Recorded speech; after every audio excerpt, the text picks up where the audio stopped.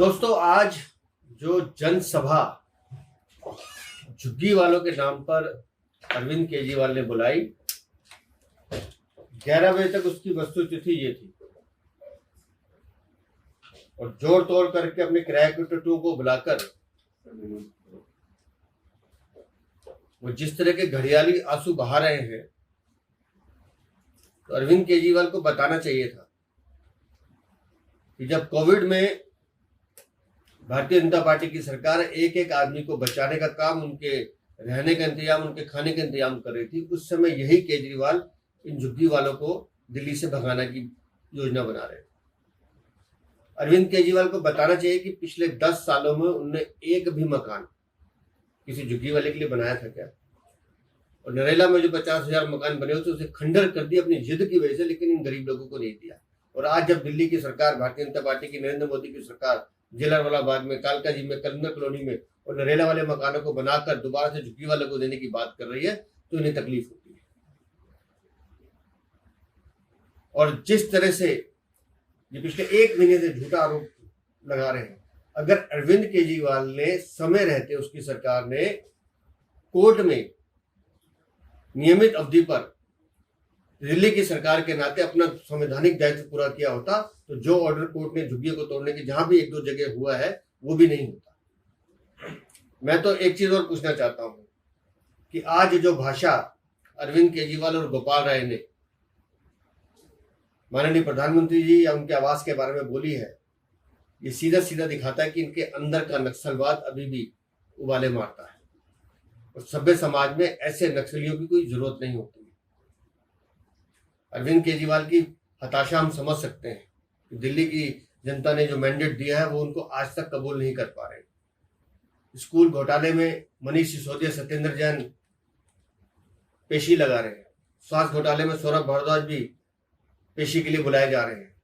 और उन बातों से ध्यान भटकाने के लिए अब ये झुग्गी वालों की बात कर रहे हैं।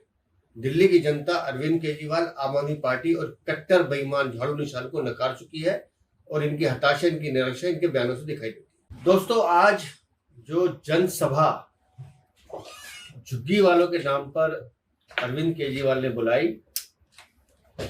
11 बजे तक उसकी वस्तुस्थिति ये थी और जोड़ तोड़ करके अपने किराए के टट्टू को बुलाकर वो जिस तरह के घड़ियाली आंसू बहा रहे हैं, तो अरविंद केजरीवाल को बताना चाहिए था कि जब कोविड में भारतीय जनता पार्टी की सरकार एक एक आदमी को बचाने का काम, उनके रहने का इंतजाम, उनके खाने का इंतजाम कर रही थी, उस समय यही केजरीवाल इन झुग्गी वालों को दिल्ली से भगाने की योजना बना रहे थे। अरविंद केजरीवाल को बताना चाहिए कि पिछले 10 सालों में उन्होंने एक भी मकान किसी झुग्गी वाले के लिए बनाया था क्या? और नरेला में जो 50,000 मकान बने होते उसे खंडर कर दिया अपनी जिद की वजह से, लेकिन इन गरीब लोगों को नहीं दिया। और आज जब दिल्ली की सरकार, भारतीय जनता पार्टी की, नरेंद्र मोदी की सरकार जलियांवाला बाग में, कालका जी में, कलंदर कॉलोनी में और नरेला वाले मकानों को बनाकर दोबारा से झुग्गी वालों को देने की बात कर रही है, तो इन्हें तकलीफ होती है।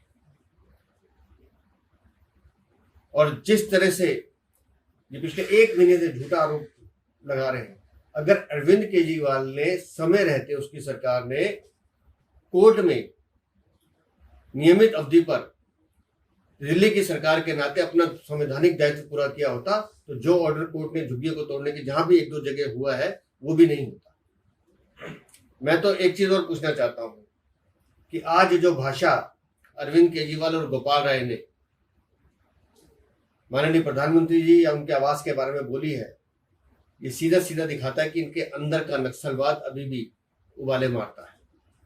और सभ्य समाज में ऐसे नक्सलियों की कोई जरूरत नहीं होती। अरविंद केजरीवाल की हताशा हम समझ सकते हैं कि दिल्ली की जनता ने जो मैंडेट दिया है वो उनको आज तक कबूल नहीं कर पा रहे। स्कूल घोटाले में मनीष सिसोदिया, सत्येंद्र जैन पेशी लगा रहे हैं। स्वास्थ्य घोटाले में सौरभ भारद्वाज भी पेशी के लिए बुलाए जा रहे हैं और उन बातों से ध्यान भटकाने के लिए अब ये झुग्गी वालों की बात कर रहे हैं।